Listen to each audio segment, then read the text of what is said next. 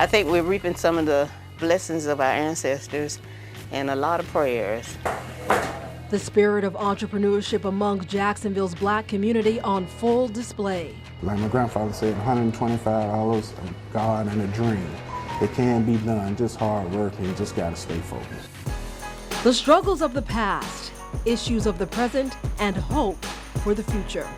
I've been poor too long, and now that God has blessed me to be able to be an entrepreneur, I'm gonna pass it on to my children. Now, a First Coast News On Your Side special presentation, Building a Legacy, sponsored by VyStar Credit Union. Hello and welcome in. I'm Keitha Nelson. You're about to learn the intimate details of a few Jacksonville staples, the people and families that have kept these businesses open for generations, overcoming hate and building a legacy. We will begin in Lackawanna at DJ's Record Shop. Meet Jerry West.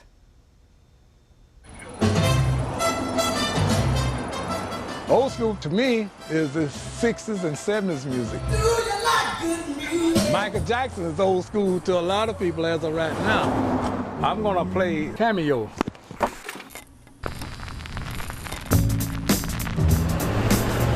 Some streets are louder than others. Quasi the DJs, they're local artists. For various reasons. Ice-T, let's see, Cool Mo D. DJ's Record Shop sits comfortably on a noisy corner in the Lackawanna neighborhood. I love old school music. But the blaring sounds, Okay, let me get some Big Daddy King. you'll hear from the inside seeping out. Nasty music, you talk to Val. You ask for gospel, you talk with him. And I'm the in-between person. Laughter also fills this jammed space. I'm gonna see all my junk now.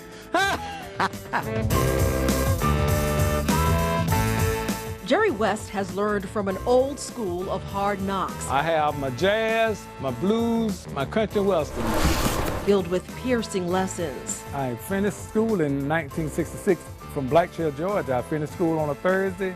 I came to Jacksonville that Friday. Now squeezing through tight quarters, There's a lot of twisting and turning. DJ started with a few coins and 3 pieces of the top 10 45s in September of '68. Tell me what you want, I can go basically right to it.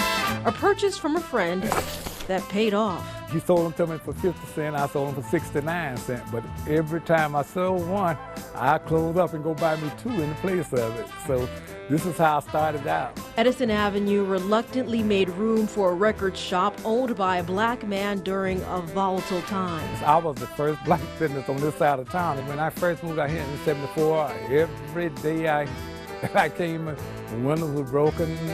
A warning, but West chose to shift his focus to other signs. This particular morning, as I was sweeping the glass up, there was a lady coming by. She said, "Baby," she said, "this is all I got." She had 15 cents in her hand.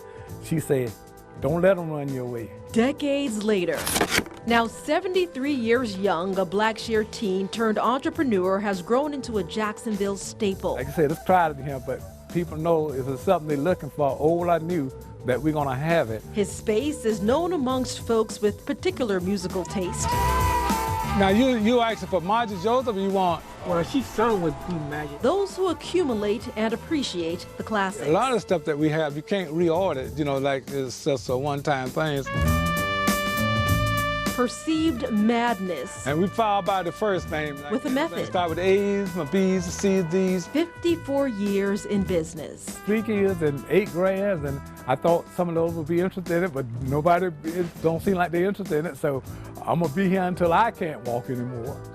Hey, they may have to make enough room for me in the wheelchair, but I'll be going on as long as I can.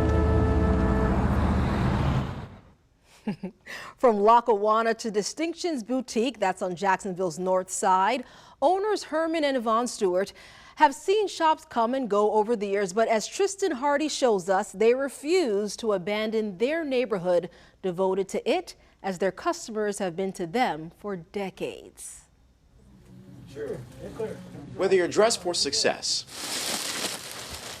or it's your Sunday best, We have pastor robes. Herman and Yvonne Stewart are the experts who combine patterns and colors. We sell all types of dresses and suits. They're in the business of making customers look sharp We try to carry some shoes. and stand out from everyone else, hence the name of their store, Distinctions. We've got good, faithful customers that come, trying to keep us here. This section of the Gateway Town Center has been distinguished as the home of distinctions. Neighboring businesses have come and gone, but not this community staple. We even have people from the south side that come and get big hats for the Kentucky Derby. We've had some ladies that have been coming to us about 10 years just to do that. To Yvonne Stewart, while businesses were thriving in other areas such as Orange Park and Regency during the early 90s, this couple chose the north side. The north side, at the time that we came, had started dwindling down. But the north side needed something special of its own, something to adorn its customers.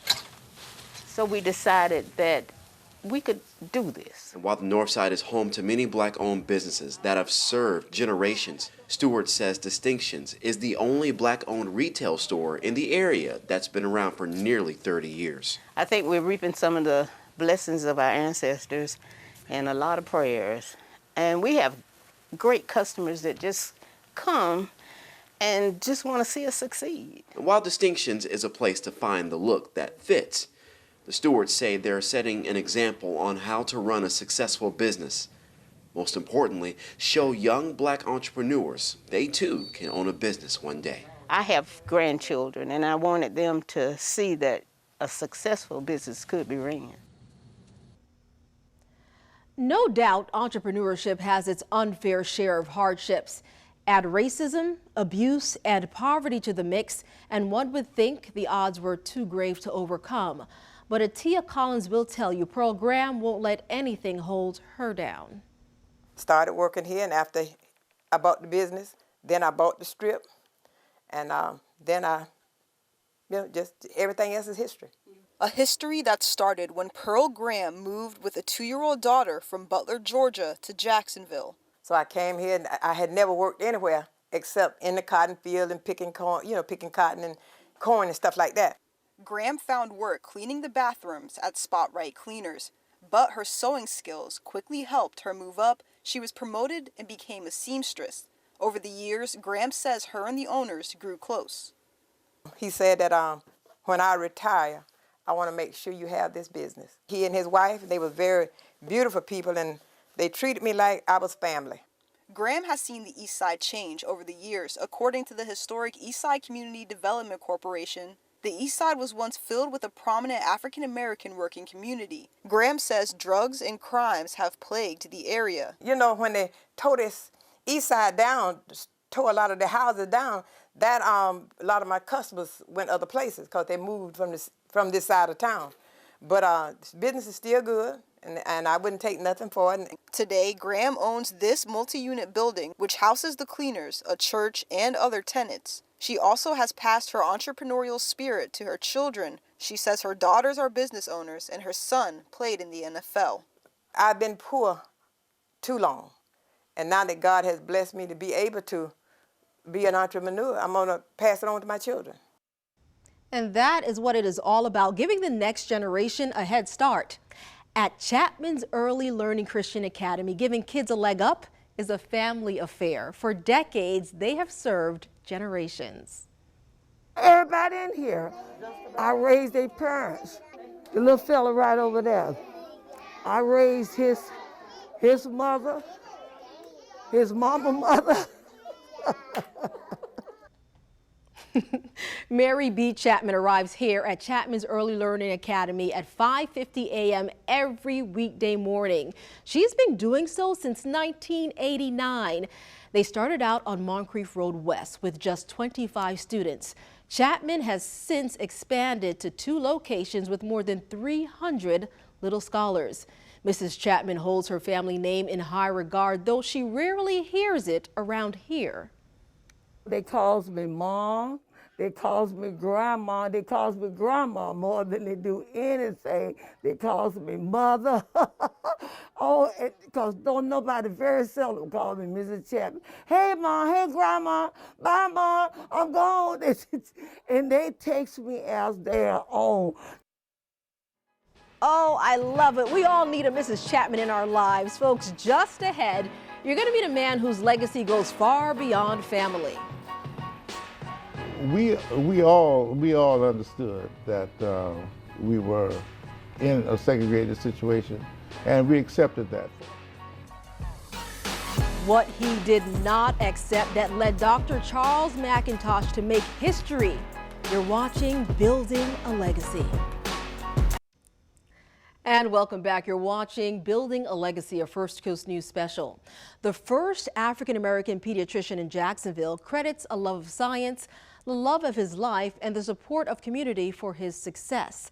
And at 94 years old, he continues to help others realize and bring to life their purpose. Meet Dr. Charles McINTOSH. I can truly say that from 1955 to now, which will be some 70 some odd years, I can see great improvement. What I do and how I do it is inspiring. His legacy goes far beyond family. This is Charles B. McINTOSH the first. Number one, I'm number 3. But it starts with him. I'm quite sure he'd be proud because these people had virtually no education at all. They were slaves. Dr. Charles McINTOSH III has achieved what his ancestors, blinded by enslavement, couldn't see. First, he would be surprised, but pleasantly surprised. If his walls could talk, And I'd have a whole lot of firsts. they'd humbly brag. First African American to sit on the Florida Board of Medical Examiners. 1983. Filled with accolades, Governor Askew appointed me the first time. memories, and history. We all understood that we were in a segregated situation, and we accepted that. Fortunately, we had good teachers. McINTOSH grew up in Jacksonville at a time when separate but equal was the order of the day. And when you are denied privileges, when you are denied access, when you are constantly being led to believe that you are a lesser person, when you wake up each day knowing that I am black and I'm going to be treated as such, is a burden too much. He credits his parents and teachers for being able to look beyond the signs posted and felt. And they made sure to identify those students who had that potential and ignited that will to overcome. And we did. The class of 1948, Florida A&M University, a master's degree in biology from New York University, an MD at Meharry Medical College. He'd go on to become the first African-American pediatrician in Jacksonville and the second in the state of Florida. A love of science brought McINTOSH a long way, carried by the love of his community. And of course, none of this could have been possible without Ann. All with his true love right by his side. As a matter of fact, I give all of the credit to her. Weeks from his 95th birthday, I think this is the Florida Ethics Commission. Dr. McINTOSH is able to smile through loss, reflect with a clear mind, and forge forward with purpose. Really interested in helping youth find themselves and find a place for themselves to become good citizens. Coming up on Building a Legacy, there are staples in Jacksonville that folks will tell you have been around forever. Jenkins Barbecue is certainly one of them. The secret to their success, we're told, it's all in the sauce. I'm Keitha Nelson. You're watching our First Coast News special, Building a Legacy, as we focus on Jacksonville's Black-owned businesses that have served generations. You've likely heard of Jenkins Barbecue. Over 60 years in business, and everyone tells me it's the sauce that keeps bringing them back. Now, I didn't get my hands on the secret recipe, but they did let me in the kitchen to stir up a pot. That's on your side to Tia Collins, getting her hands dirty in the kitchen at Jenkins Barbecue. She spoke with the current owner, Wilhelmina Brown, who recalls her mother working in Jenkins in the day, her father there at night, and as a teenager, giving up weekends to work and keep the family legacy going strong. We had to make sauce, and then from making sauce, we had to go to work on Friday and Saturday nights, and we didn't get off work till 3 o'clock in the morning. Well, folks, there is a barber shop on the city's north side that has served legends in this community and far beyond. Tristan Hardy shows us that it's a cut above the rest. Esquire Barber and Beauty, home of the Mr. Allen. A fresh cut isn't all about taking a pair of clippers to someone's head. The new barbers of the day, they don't do this here. It's about the details. It's right here, though. Long start. And James Allen is a master craftsman. You have to get the customers what they want. Who's also the owner of Esquire Barber and Beauty. This Northside barbershop on Myrtle and West 8th Street has been around since 1980. But Allen has nearly 60 years of experience cutting hair. Well, when I was a little boy, my mama and Uncle used to take me to the shop, barber shop, and I just liked the way they handle the customers, you know. That moment planted the seed of inspiration. Allen's uncle was a barber too. I was watching him, you know, and also when I went to go get a haircut, I watched the barbers too, you know. A skill he developed and sharpens to this day.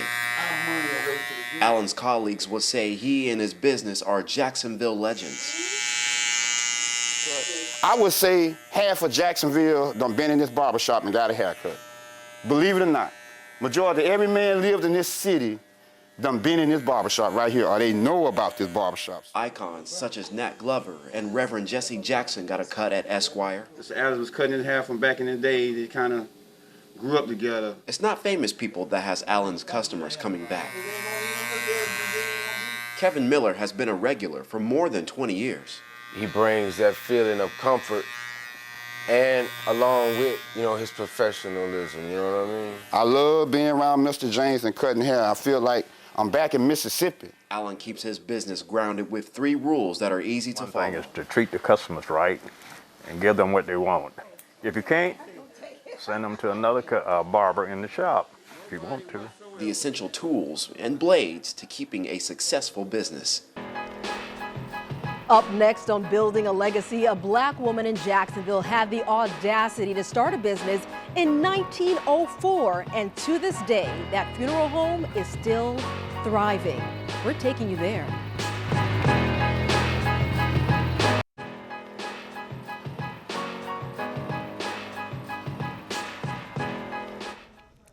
A family-owned funeral home started back in 1904. It began with a young woman unafraid to start a business from the ground up. She was quite a woman. She was before her time. She was quite the entrepreneur. On the far left is my Uncle Ulysses, my Aunt B, Miss Rosa sitting down.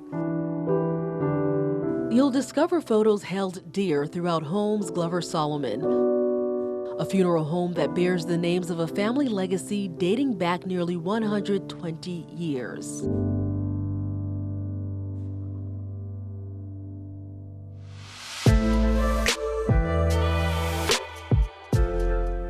This is the building that the funeral home was started in. On State and Broad Streets in downtown Jacksonville. It was rare and quite unpopular for a black woman to own vehicles in the volumes that she had. Just 13 years prior to the 13th Amendment abolishing slavery, Rosa Glover was born. By age 26, Ms. Rosa Holmes saw a need within her community, and she met it. Hands-on. I hear stories from my aunts and grandmother and great-grandmother of how strong her hands were and how she could build caskets with their hands. A female funeral home director in the early 1900s, meeting the needs of grieving families while growing her own family's legacy. We have 4 generations of licensed funeral directors in our family. Victor Solomon Jr. next in line, along with his sister Victoria, to keep the family's planted roots firm within the city.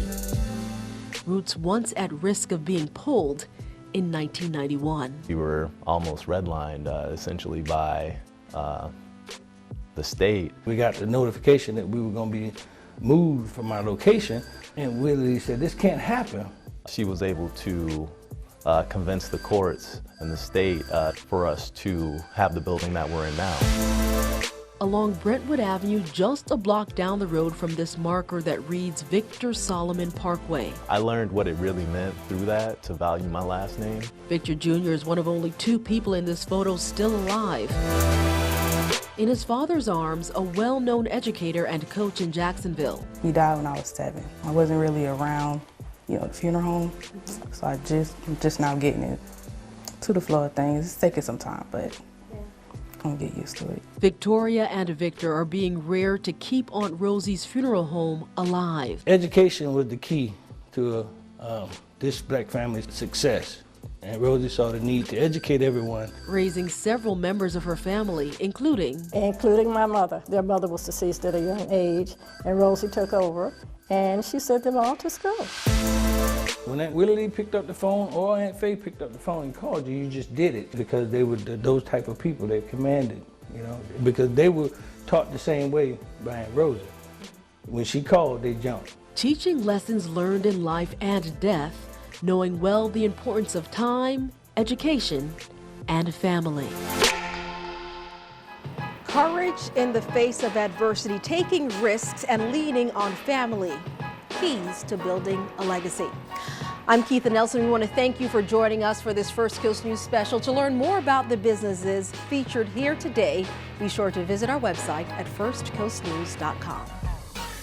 Thank you for joining us for a First Coast News On Your Side special presentation, Building a Legacy, sponsored by VyStar Credit Union.